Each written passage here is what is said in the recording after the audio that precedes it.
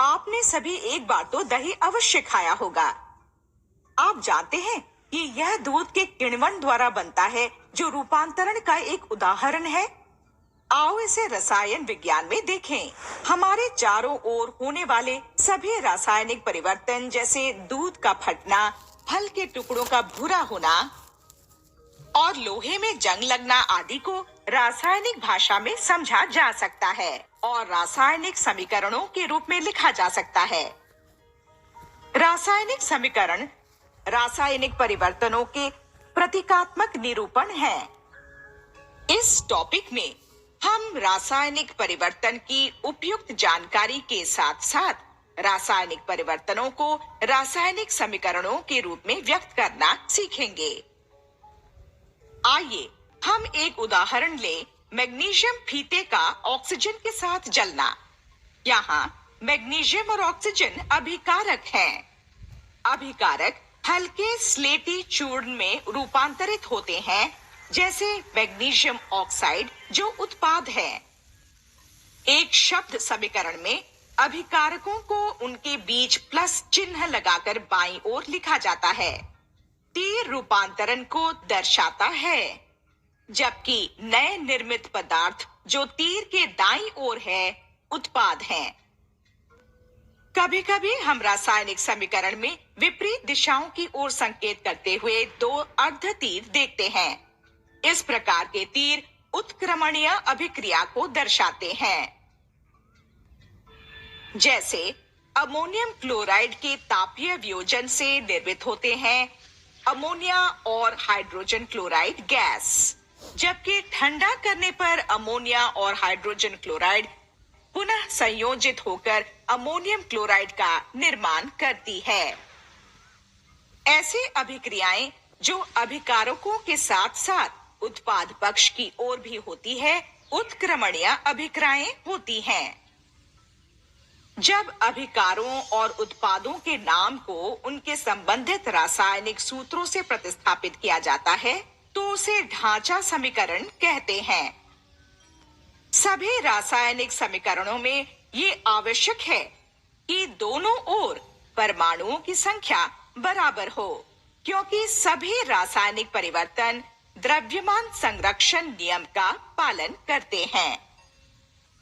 जैसा कि उत्क्रमणीय अभिक्रियाएं में देखा गया है, बाएं पक्ष और दाएं पक्ष में परमाणुओं की संख्या समान होती है, अतः समीकरण संतुलित है।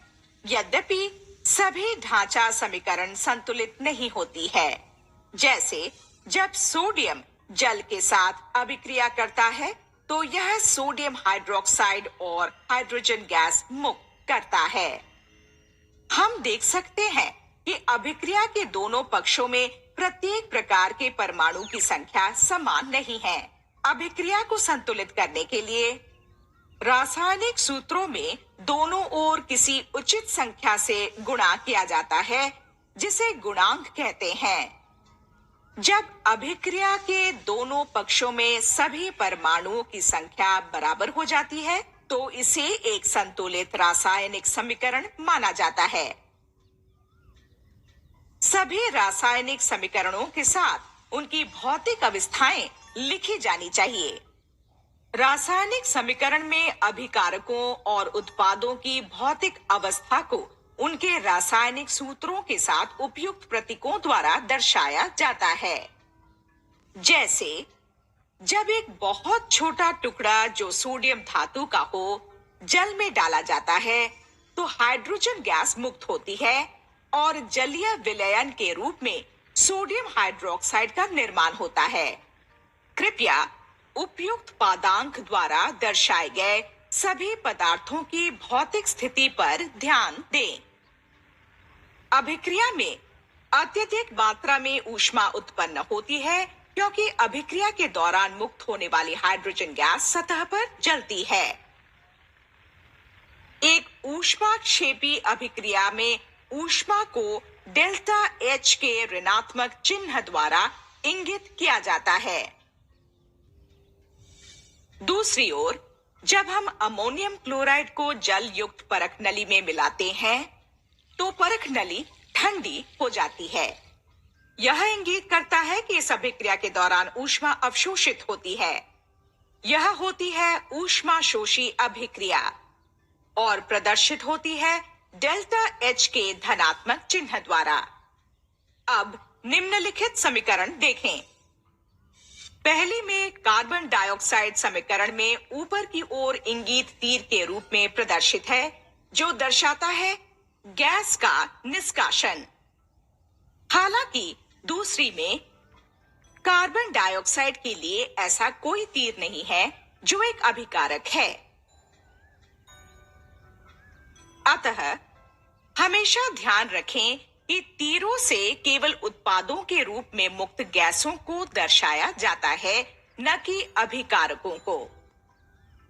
अब उसी समीकरण में कैल्शियम कार्बोनेट के लिए नीचे वाले तीर को देखें। यह तीर एक उत्पाद के रूप में अविलय ठोस अवक्षेप को इंगित करता है। सभी अभिक्रिया परिस्थितियों को निर्दिष्ट करके रासायनिक समीकरणों को अधिक सूचनीय बनाया जा सकता है। उदाहरण के लिए SO2 से SO3 के रूपांतरण पर विचार करें, जो कि सल्फ्यूरिक अम्ल के निर्माण में निहित पदों में से एक है। अभिक्रिया के लिए विशिष्ट तापमान, दाब और उत्प्रेरक की आवश्यकता होती है। इन सभी को रासायनिक समीकरण में उल्लेखित किया गया है। सारांश: एक संतुलित रासायनिक समीकरण इस प्रकार प्रतीकात्मक रूप से एक रासायनिक परिवर्तन को दर्शाती है और अभिकारक, उत्पाद और उनकी भौतिक अवस्थाओं और उनकी संबंधित मात्राओं के बारे में जानकारी देती है। यह रासायनिक परिवर्तनों के साथ साथ विशिष्ट अभिक्रिया परिस्थितियों के दौरान होने वाली ऊष्मीय परिवर्तनों को भी दर्शाती है। क्या यह सब ऐसा ही होता है या इसके पीछे कोई नियम है? आइए इसका पता लगाएं।